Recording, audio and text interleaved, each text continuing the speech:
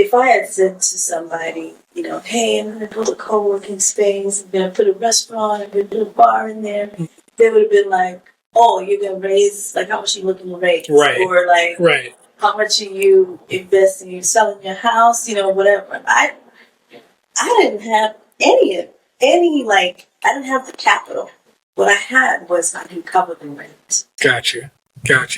So one of the biggest takeaways that I've noticed coming out of the COVID-19 pandemic is people finally starting to wake up and realize what's truly important to them in life.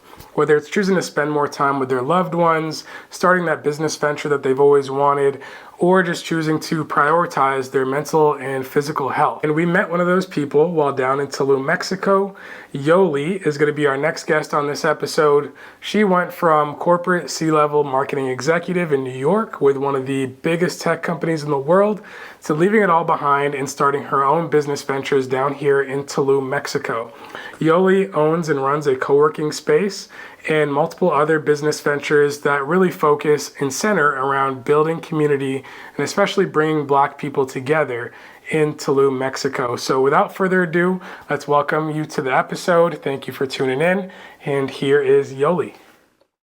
Hello, welcome back to another episode of Elevated Perspectives Podcast. I'm one of your hosts, Justin, and today I have the pleasure and privilege of sitting down with none other than Yoli Chisholm. So thank you for taking time out of your day to speak to me today. I'm so excited to hear about your story. It's an honor to be here today. We're sitting here in Tulum at X Clubhouse co-working space. And I'll just start off with just how you and I met, because I think that was ironic and extremely funny. So essentially, we were looking to interview Nubia here in Tulum while we were staying in Playa del Carmen, right? And I'm looking at co-working spaces to interview her, and I'm just like, okay, let me just go through Google, see what's available. And I see X Clubhouse pop up, and I saw some of the photos, and I'm like, this place looks perfect. I don't even think I saw the artwork in the photos, but just how large it was, how open it was, and how green the space looked, right? So I'm like, okay, let me call up X Clubhouse. I spoke to you. Yeah. And I was just like, hey, I just want to book an hour and a half, 2 hours. And the next thing we did was decide, hey, let's stay in Tulum for 2 days to make it a little bit easier to get to and from the clubhouse. What do you know? We ended up staying in the same building. I had no idea that this co-working space was in the building. Oh, I didn't know that. No, I didn't know. So we booked the Airbnb for 2 nights, right? We're just like, it'll be nice. This is a nice Airbnb. The pool looked beautiful. Just something lavish for us to enjoy. And I looked in the pictures in the Airbnb. I'm like, wait, this looks like the same co-working space. Like it's literally downstairs. Yeah. So it worked out perfectly. Then when we got here and I walked into the co-working space, I met Yoli. She introduced me and I was like, hey, I called and set up time with you to record here. And she was just like, okay, let me show you around. And I start walking around and I'm looking at the artwork. And I'm like, this is Black artwork. These are Black gods and goddesses, I believe, from Yoruba cultures, right? Yeah. And so I'm like, whose artwork is this? Like, who designed this space? You're like, I did. And I'm like, who runs this place? You're like, I do. I couldn't believe it, but I was just extremely impressed. And from there, we got to know each other a little bit more. So I'm extremely excited to get to hear your story today. Thank you. But yeah, how are you feeling? I'm feeling great, and I'm not surprised, the spirit here in Tulum, sometimes the synchronicity. Yeah. Absolutely. I really enjoyed meeting your family. It felt like it was meant to be. It did. It felt very home and inviting. And that's one thing that we talk a lot about on this show is just how do you leverage resources abroad, right? And how do you not only walk into a space and say, am I welcome here? But can my content or can my whatever it is I'm producing or working on thrive in this environment? And I really feel like this is a space that was just deeply felt by us. Thank you. So let's get into it. So you are the owner of X Clubhouse, and which is a co-working space, 2 levels, plenty of space for people to come in and out. I've met plenty of great people that have walked in and out of here working on their 9-to-5s or on their entrepreneurial endeavors. and you also run Tulum Magazine as Yeah. well. So let's talk about the co-working space first, because I really want to know what inspired that. What made you say, I want to start a co-working space and open that up? And then why Tulum? Yeah. So I'll start with the why Tulum. You Okay. know, I actually came here in June of 2020. As you can imagine, a lot of people were affected by COVID. I was one of those people. Yeah. I was living in New York, in Harlem. I was on my 9 to 5 grind. You know, I was fully invested in the corporate world. Wow. And I was part of that first wave that got really sick in January of 2020. And ironically, in November of 2019, I had come to Tulum. I'd come to Mexico for the first time. Okay.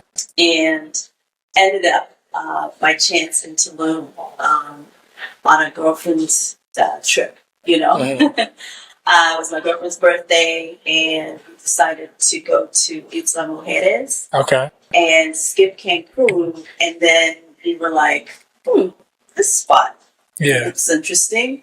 Let's go to Tulum. Yeah. And we ended up spending a week just in the hotel zone on the beach, and it was pretty special. Like, and when I went back to Harlem, I couldn't stop thinking about it. Yeah. You know, I don't know what it was, but then I get sick with COVID. It takes me about 3 months to recover because I refused to go into the hospital. Yeah. And when they lifted up the borders, saying, you know, people could fly in and out around June timeframe, I thought about the last place where I was really happy. And that was Tulum. Wow. And I decided to just pack it in, everything. Yeah. Left my job, sold my stuff, and came to Tulum. And followed happiness. Yes. So you had never heard of Tulum before that trip? Never heard of Tulum. I'd never been to Mexico. Wow. Okay. So that's interesting. So June of 2020, and prior to that, getting sick in New York, which, you know, affected so many of my family members, friends that I know. Half of us believed COVID was real. The other half thought, you know, it's just the flu. But it makes people realize that life is short. Yeah. And you don't know how much time you actually have. You start really reevaluating life. And it sounds like for you that, am I happy here, really struck. So for sure, you know, like being sick and the environment, everybody, so much uncertainty. And, you know, you had a lot of time to reflect. Yeah. And for me, I realized, man, there's a lot that I thought was important. Yeah. That is no longer important. Did you hang on to the corporate job, or did you say adios? No, I left my job. I had decided that I was going to go into semi-retirement. Okay.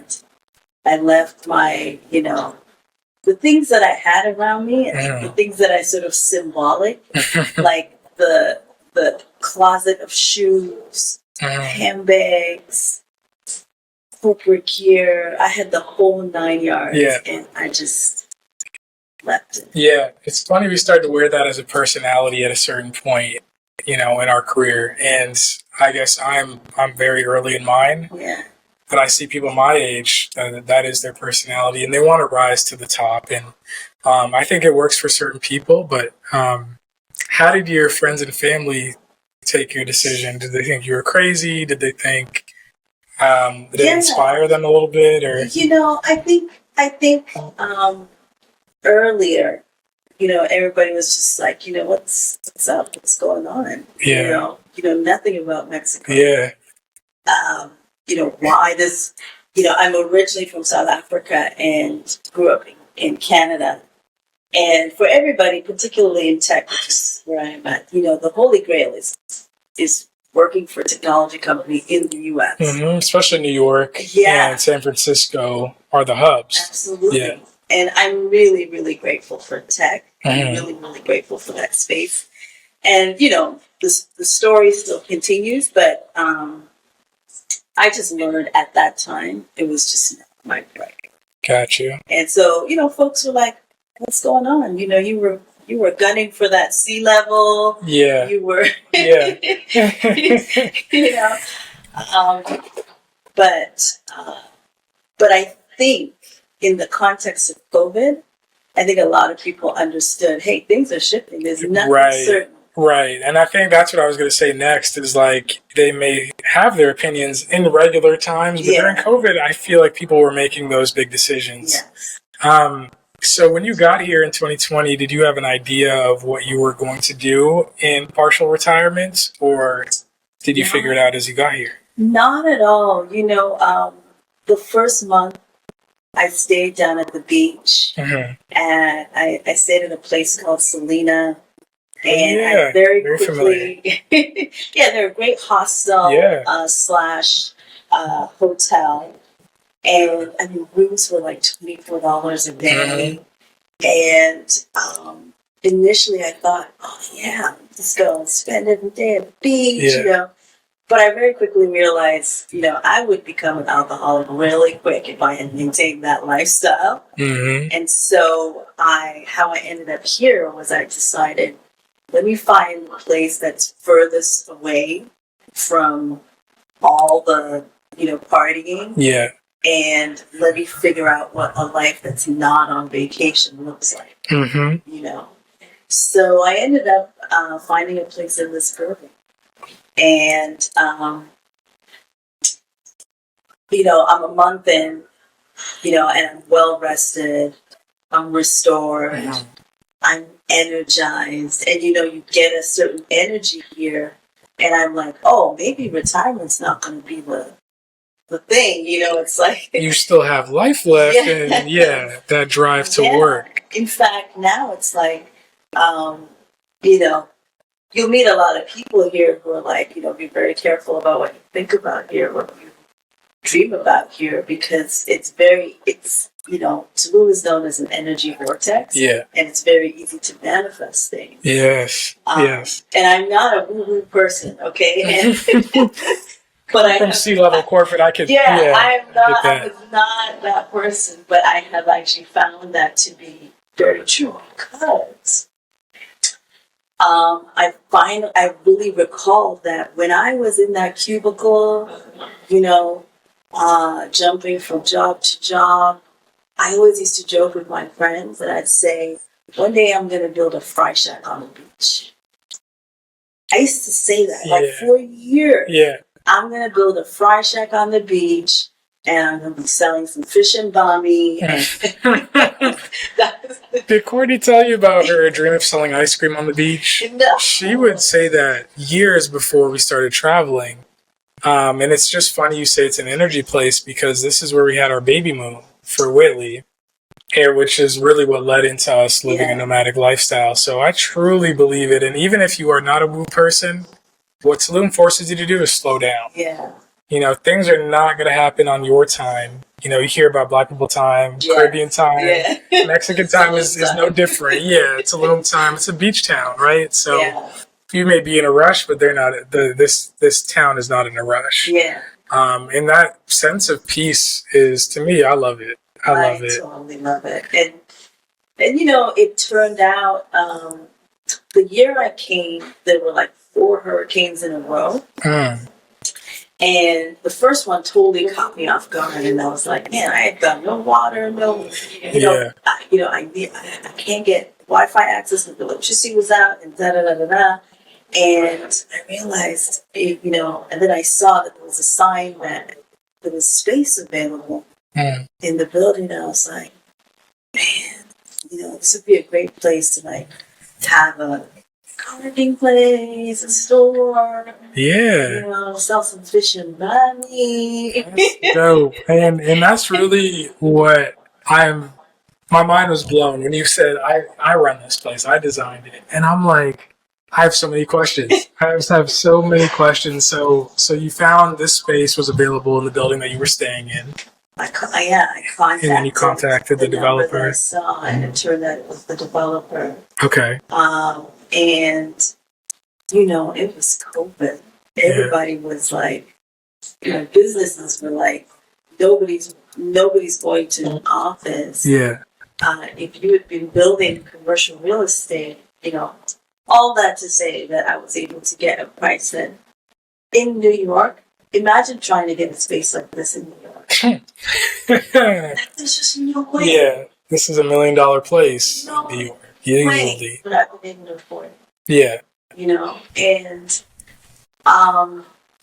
gosh, this is so much to say, honestly, because if I had said to somebody, hey, I'm going to build a co-working space, I'm going to put a restaurant, I'm going to put a bar in there, they would have been like, oh, you're going to raise, like, how much are you looking to raise? Right. Or, like, right. How much are you investing? You selling your house? Whatever. I didn't have I didn't have the capital.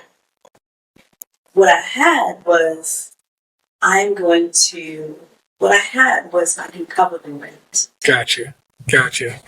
And with it being COVID, were there people here? Like, were there people in this building? Was Tulum town a ghost town? Like, how was that? Initially, it was really quiet. Yeah. That's why by the beaches you could get, a room stay for $24. You can't do that now. No. Yeah. That's the highest Yeah. parts of town right now. So. And then gradually, over the course of that year, as people started to learn that Mexico was open, people who had the kinds of jobs where they could still work remote but didn't want to be confined in their matchbox apartments in the city. Yeah. Gradually, more people came. And so, Tulum was hopping. 2020, 2021, it was busy. Yeah, that's when we came for the first time, was 2021. Yeah. It was 2021, and then we liked it so much, we came right back. Yeah. So I think we went to Playa del Carmen with our son, and Courtney was pregnant, and then we spent a week, and then we dropped Xavier off, we're like, let's go right back. Yeah. Just the two of us, this will be our baby moon. Nice. We fell in love with it, and it was like the jumpstart of our travel journey. Really? Yeah. This was the place, and so that's dope. So you contacted the developer, you signed a lease. And did you just get to designing, or did you just say, literally, this is mine? I slept upstairs. I got an air mattress. Mm-hmm. Gave up the apartment. I slept upstairs. Basically, the warehouse with bats and nobody. Oh my God. I slept on an air mattress every morning. I'd wake up and I'd stick a note on the wall and be like, these are the 3 things I'm going to try and do today. Yeah, that's what I was going to ask, is how did you stay motivated? Because a lot of people, even me, would feel like, did I make a mistake? Should I turn back now? Is it too late to say, no, I don't want to do this anymore? Yeah. Like, how did you get past those fears and push through that? If I had had a bunch of conversations with people, I probably would have been talked out of it, Mm-hmm. But all I knew was, I just got to cover the rent. Yeah. The landlord, he's not putting me on a deadline. He doesn't care when I open. He just needs me to cover the rent. Yeah. And so if I can cover the rent and I can buy a couch the first week, and then the next month I can buy another couch. Yeah. And then the next month I can get a coffee machine. Literally, that's how I was. Baby steps. Yeah. And I was like, I'm just going to focus on the first floor. And then I divided into sections, and I was like, I'm just going to concentrate on this section. Yeah. This week, I'm not going to put any pressure on myself. That's amazing. Because if people can see what it looks like now, we're going to do a little walkthrough. But this place, because we've been to a couple co-working spots in the Riviera Maya, this is nice. This is well decorated, well lit. The vibe is amazing, and it's I don't know, it just feels cozy and secure. So I don't know. I don't want to interrupt you anymore. Okay, so. Yeah, just got to cover the rent and saying to yourself, baby steps. Baby steps. And then gradually, what I really, I am a marketer. Marketing and tech is what I was doing. Yeah. And so when I got to the point where I'm like, oh, I'm really doing this, then I was like, okay, I really got to think about what do I want this place to be? Yeah. Like, that's why it really warms my heart to hear you say you felt welcome here, because what I want the clubhouse to be is like a starting point for, if you're visiting Mexico, I'd love it if you started in Tulum, okay? And you think of this as like your home. You can come here, you can connect with people, you can network, you can plan the rest of your trip wherever you're going, I would just love that, and then we're out here. Yeah. Like, we are out here. We are travel. We are out here. We are building businesses. We have dreams.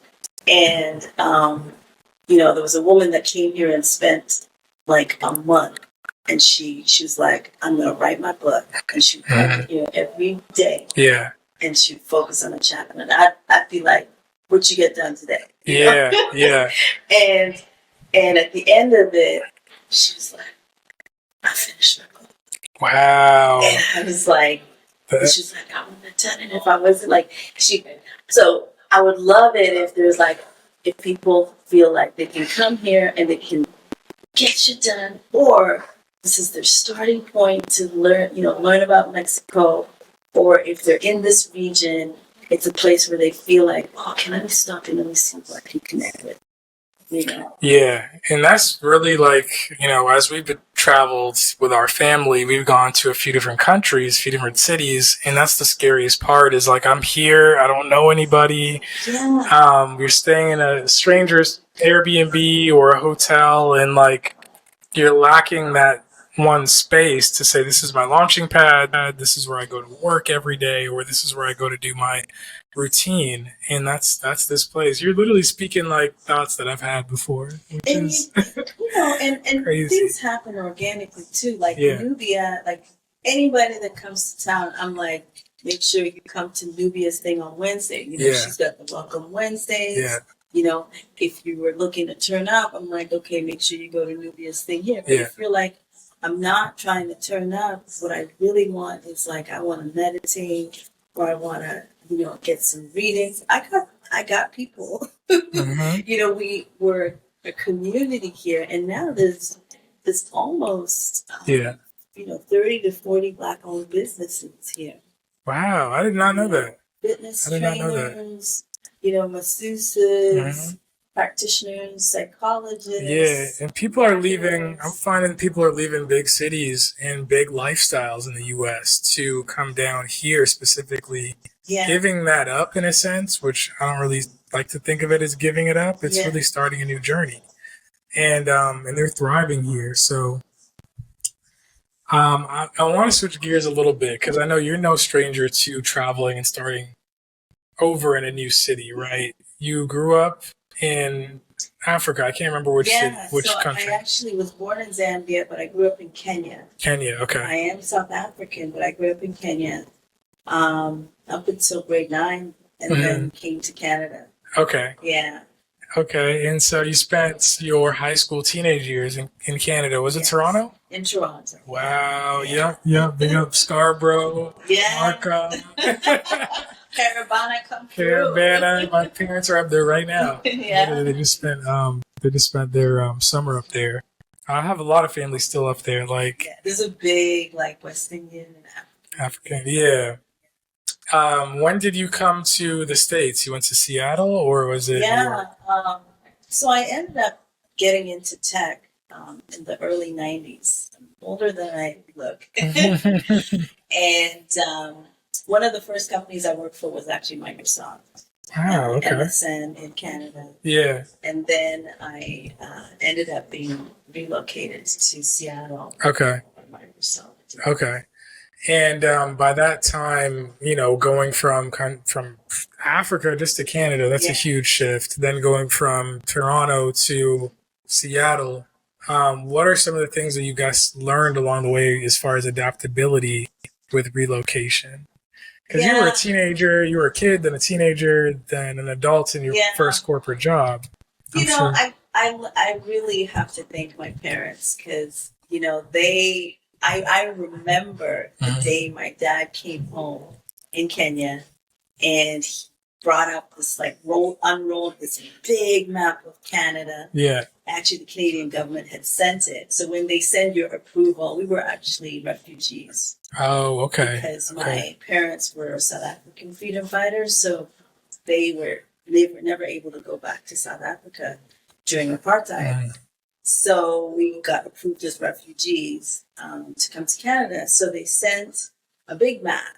And I remember my dad like rolling it out on the dinner table and being like, okay, kids, because there's 5 of us. And he was like, where do you want to go? You know, the Canadian government was like, pick a place. Where do you want to go? Yeah.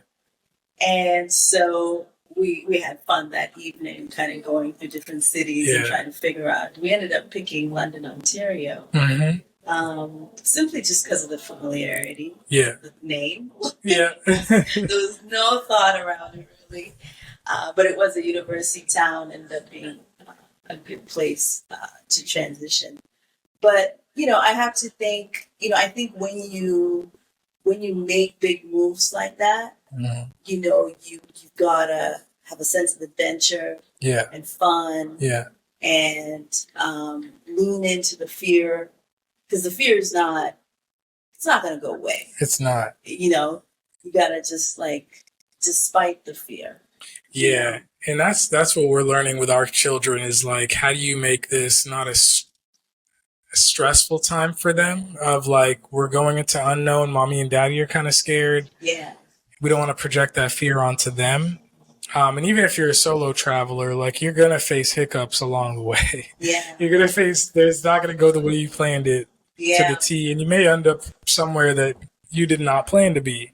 And it's going to work out. So that's good advice. I'd say lean into that fear. Yeah. And make it adventurous. Totally. And now I met your children, and I mean, who knows what happens, but I know for my children, you know, when I moved from Toronto to Seattle, I moved with my 2 daughters. Yeah. And I can say in retrospect that they are much more social, like they can handle themselves around adults. And I noticed that about your son. Yeah.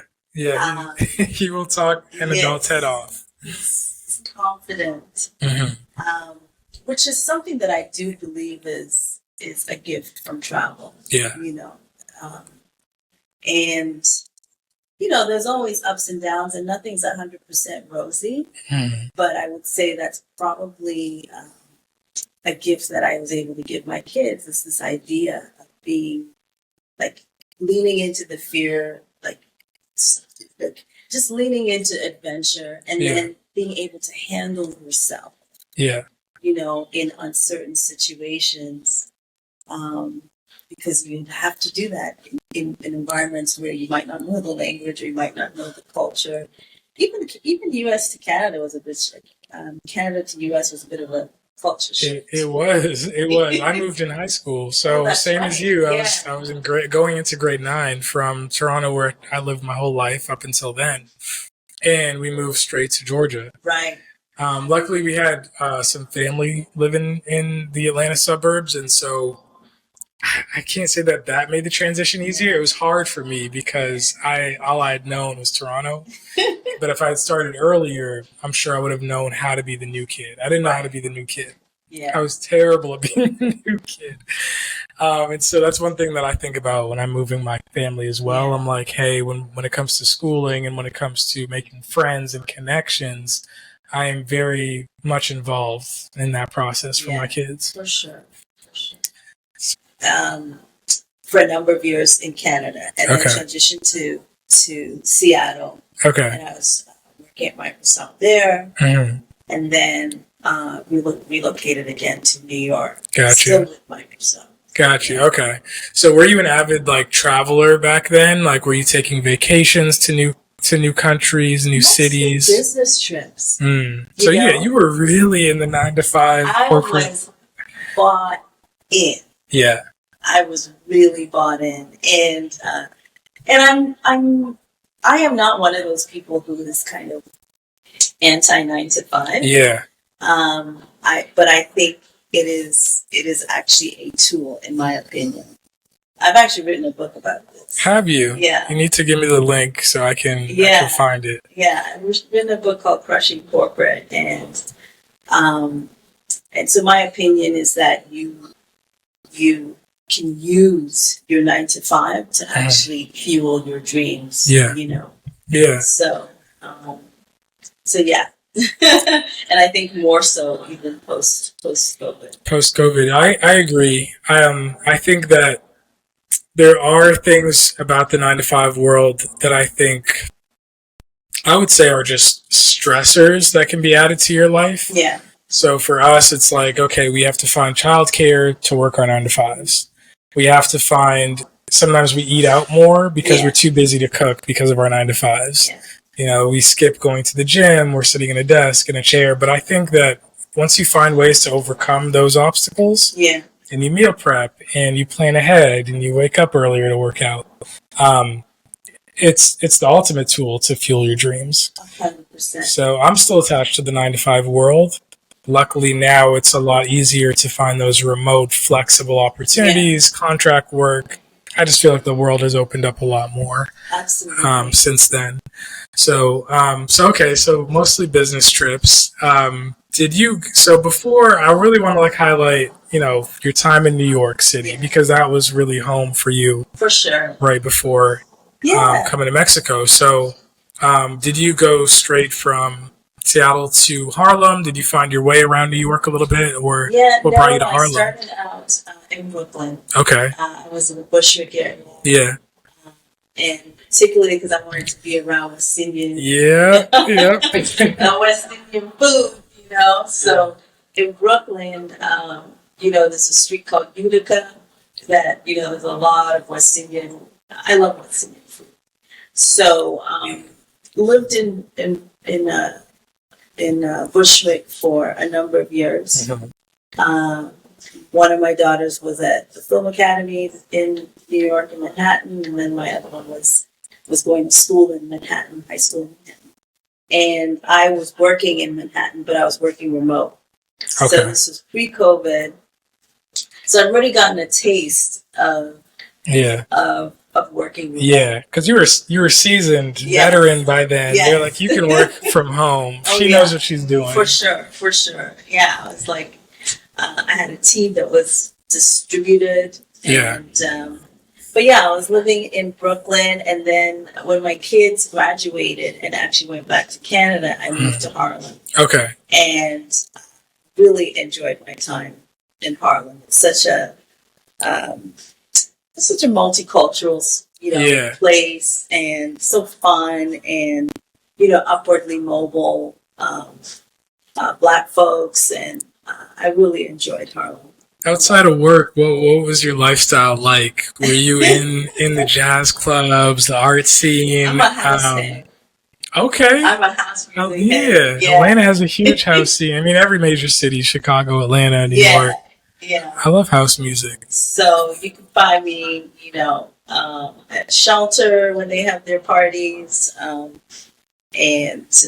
LeBain Wednesday night.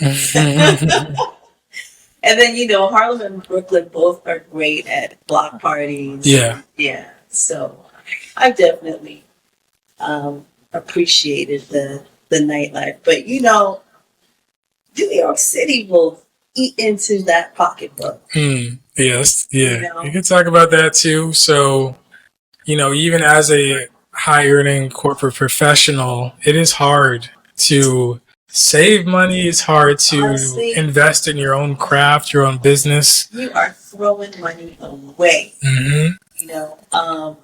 There actually did come a time about 2 years before. It's so funny how everything these days is before COVID and after COVID. Yeah. So 2 years before COVID, I actually was like, okay, this ain't gonna work, and I started to practice, F.I.R.E. Mm-hmm. Yeah. And basically trying to seek financial independence and really started to simplify my life. I actually started to Airbnb an apartment, and I was living free for a whole year because I was like, Airbnb two out of the 3 rooms, and started saving. And I really feel like the universe really was preparing me you, for a different lifestyle. Mm-hmm. And I started to learn how to trade, and it was all on this journey to try and figure out, okay, how can I design my life differently? Yeah. For that period when I'm going to try to step out this matrix. Yeah, try to get some of your time back. Yes. And it's funny, did you ever consider leaving New York? Because that was our first step before leaving the country, was where else outside of Atlanta would I live that maybe offered cheaper cost of living or a better lifestyle for us and our family? Or was it actually, it's New York or nothing? No. Atlanta, Georgia was on the list because at the time the cost of living seemed pretty low, but it's gotten, I think over COVID, a lot of people had that same idea. Oh yeah. And then I remember looking at some point at Detroit and also Miami, but I had never imagined being in Mexico. Yeah, we were looking at, I wanted to move west. I was maybe Arizona or Northern California. I just really liked it out west. I couldn't go back to the cold. That was my thing. Santa Barbara, I remember looking at. Yeah. San Diego was one of my favorite cities. Yeah, San Diego's lovely, but it's expensive as hell. That's what's up. Okay, so it sounded like you were preparing for that exodus of I really believe in the designed life. Yeah. The designed lifestyle. I believe that we can, if we are really intentional and thoughtful about it, we can kind of figure out how can you leverage your skills to have a couple of other forms of income. And my idea with F.I.R.E was, so F.I.R.E is financial independence, retire early. And the idea is, how can you get a number of lines of income that can equal the lifestyle that you would have had with your 9-to-5 job? Right. And a lot of people assume that it's $1 million number, but actually what you're trying to get to is the number that you're spending currently with in your current key. What can you do that will cover your current lifestyle? Yeah. Yeah. And for some of us, we could stand to see F.I.R.E. Oh yeah, the subscriptions, all of that, the car notes, the eating out. Oh my God, that's what got me. That's what got us for sure. That's like they could pay rent in Mexico. Especially with the delivery now, when Uber Eats hit the market, it's oh God, I don't have to leave my house, and it'll double the cost of your meal. We've gone through that. We've definitely gone through that, and we're still at a stage where we're looking to simplify those expenses, especially with the 2 kids, and they're eating so much more, as they get, from baby stage to toddler stage. So, did you ever get into any entrepreneurial endeavors back in the States, or attempt to? Just, Airbnb was the start. Yeah. Airbnb was really the start, and I think that the gig economy, people sleep on the gig economy because all you got to really ask yourself is what could you do with an extra $500? Yeah. That extra $500 you could invest it. You can if you figure out day trading, use it as your starting capital. Oh yeah. Day trading. $500 go, that extra $500 could be, something you pool with some 2 or 3 other people. Yeah. And, so those are the kinds of questions I started to ask myself. And all the things that I just mentioned, I've done. Why was it such a burning desire for you to start F.I.R.E and to start Airbnb-ing? And like, was anything going on in the workload, or were you just tired of it? I was tired of it, man. And also, um,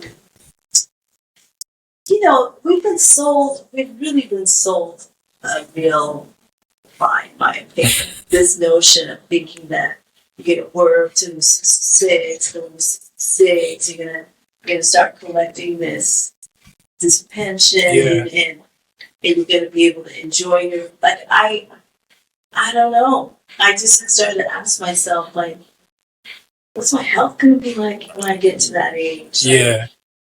How many, and then all these dreams and other passions and interests that I have, even if it wasn't entrepreneurship, but I have other things I wanted to do. Yeah. But I'm not gonna have the time to look. Yeah, exactly. Like, even following, like, once you start a family, you have kids that you raised, and then past that, for you, it's just like, how do I work on my own self-development? Yes. Maybe I want to learn a new skill, to dance, to cook, to do arts, And then you said you did get sick eventually, COVID. I did. So and that was just enough to scare me, enough to be like, oh, I'm not waiting. Yeah. I'm not going to wait until retirement. And I'm going to have to, like, accelerate this plan. Yeah. Yeah. So COVID for you got caught it, and it lasted 3 months. 3 months, because that first wave of people that got sick, they hadn't figured out. Remember when they were like, oh, we're going to intubate them, they were putting tubes down, remember? And then they were like, oh no. It took them almost 4 months to figure out that that's what they should not be doing. Yeah, I do vaguely. They couldn't even identify. I remember before that they even knew it was COVID. It was like some type of respiratory infection, bronchitis, and they were labeling it a lot of different things. Yeah, and unfortunately, I had that January, the company that I was working for had a big sales conference, kickoff conference, and everybody had flown in. A germ convention. Yeah.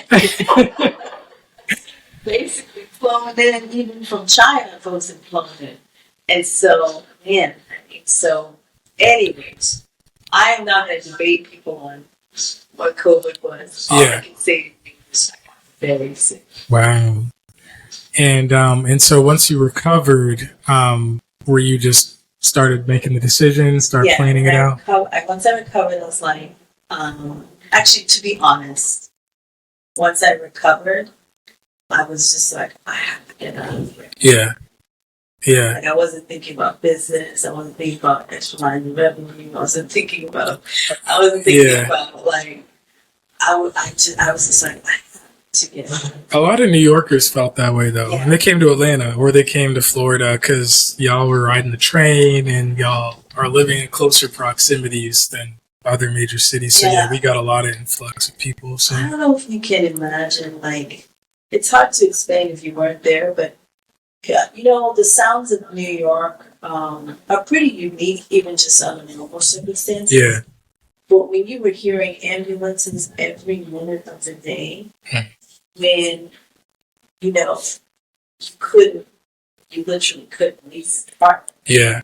And when we went to the groceries, like, it was just a mess. It was. It was just a mess. So honestly, at that time, I wasn't thinking about business or anything. I was just thinking I had to get out. And so, and I know you said in the beginning you thought to where you felt the most joy on your girls' trip. Last place I'm really happy. Yeah. Okay. Wow. Okay. So, all right. So that's exciting. So here we are in Tulum now, present day. Lived on the beach first. Lived on the beach. Yeah. Then I was like, we're not going to become an alcoholic. In the Selena Costa.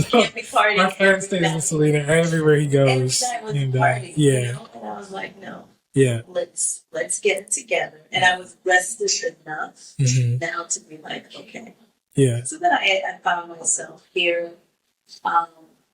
Ended up getting the space. Yeah. And then I had to really think, okay, what am I going to do with it? And then I started bit by bit building. Yeah. Just bit by bit building. And I actually had enough energy to be like, okay, I'm going to go back and be working. Right. But now, now I'm a fractional CMO. Okay. And so I have a number of companies that I help, but none that I work for full time. So it's like a consulting. Yeah. I love that. And that funds, it gives you the flexibility to work and earn US dollars. Yeah. Focus on building this business slowly. Yes. Yes. And I finally have a different appreciation for the corporate world, Mm-hmm. So it's not like I was like, now, as I said, as I mentioned before, it's a tool. Yeah. It's a means to an end. And I actually do like what I do. You found the secret sauce. My one of my close family members, he was a director of marketing at a very prominent security company in the U.S. And right now, the tech industry is going through a lot. So he was laid off last week after 8 years. Wow. Just a rash decision. Half the team is gone. Every quarter, I'm seeing layoffs. Yeah. I've been impacted earlier this year. Yeah. So being a full-time employee honestly feels like a risk. It feels like more of a risk than being an entrepreneur at this point. So you found a great opportunity with consulting. And so yeah, let's talk about in present day. So with the space, with Clubhouse, I've seen you have hosted a few events here. Yeah. Like you said, there are multiple Black-owned businesses, and a lot of people, it looks like, are coming here for different meetups and circles, brotherhood, sisterhood. Yeah. Folks are recording podcasts. Folks are, recording their content here. So it really runs the gamut. Yeah. There's a lot of people who have big dreams, content creators, have side hustles. Mm-hmm. And this space is very kind of modular. Yeah. So, if you want to come and have a meditation session, you can use the space upstairs. If you want to run a yoga class, you can use the space upstairs. If you want to record your podcast, you can find any kind of corner here. We've got some great artwork in the background. Yes. And we will link X Clubhouse in the description. And the Instagram, I think, is how I found you. It was either Google or the Instagram. Yeah. And so do folks call to book, or how do we get in touch with you? Just hit us up at xclubhouse.com or on Instagram at xclubhouse Yes. And, typically you can WhatsApp me from the website. And we're pretty open. I really consider this kind of like a community center. Yes. Yes. So what you talking? What you want Yeah. to do? I mean, even today, it is almost 6 p.m. here in Tulum. I was worried. I was like, I don't know if Yoli's going to be here still. Like, I'm late. But yeah, you will not be disappointed. Other projects that I want to talk to you about that you're working on. I saw Tulum Magazine was where you interviewed my wife, Courtney. Yeah. What's going on with Tulum Magazine? What are we doing there? So, I actually have Tulum Magazine and TulumDirectory.com. So TulumMagazine.com and Tulum Directory. And so Tulum Directory is basically a directory where people can list their company, their product, their services. It's a great way if you're coming to Tulum to find, if you're trying to find a private chef, if you're trying to find a great spa, you want to go to Tulum Directory. Yes. Kind of do the search there. Yeah. And then it's also a way for me to help the community of business owners list themselves there. That's I think of Angie's List. Yeah. And I think they've revamped Angie's List recently. Yeah. But the cool thing and the unique thing about Salum is that it's a town that's in progress. It's currently being built. So new businesses will pop up daily. Exactly. And you don't know what's open, what closed, what the reviews are like. Exactly. That's dope. And it's something. It's actually not even launched yet, but I've just opened it up, and I'm now getting businesses to list themselves there. Okay. And then with Tulum magazine, it's really just about highlighting people's stories. Mhm. There's a lot of stories like mine. Yeah. Who are traveling, who are transforming their lives with travel. Mhm. And so I'm just interested in capturing those stories, and that's what Tulum magazine is about. Oh, I am inspired, and truly, like, you were living out a part of some of the visions that I've had that have maybe been too scared to go after, or maybe I'm not ready to yet. And so I love this story. And advice for folks who are, even interested. I know everyone's different. Everyone's journey is going to look different. But it seems like you're at a point now where you are putting yourself out there and you're not worried about, am I qualified? Do I have the right team with me? You're starting projects. Yeah. What advice do you have for people to get out there and start? Yeah, I think that I'm actually not the kind of person who's like, just go out there and be an entrepreneur. Yeah. Everybody can be an entrepreneur. Yeah. I really don't believe that. I believe that you can kind of roll your way there, but you want to focus on like your skills, your gifts. Mm-hmm. So if you feel like you've got a natural aptitude for interviewing, you've got a natural aptitude and approachable. You don't need to have gone to journalism school. You can figure it out. Yeah. We all kind of know the things that just feel good. Yes. Right?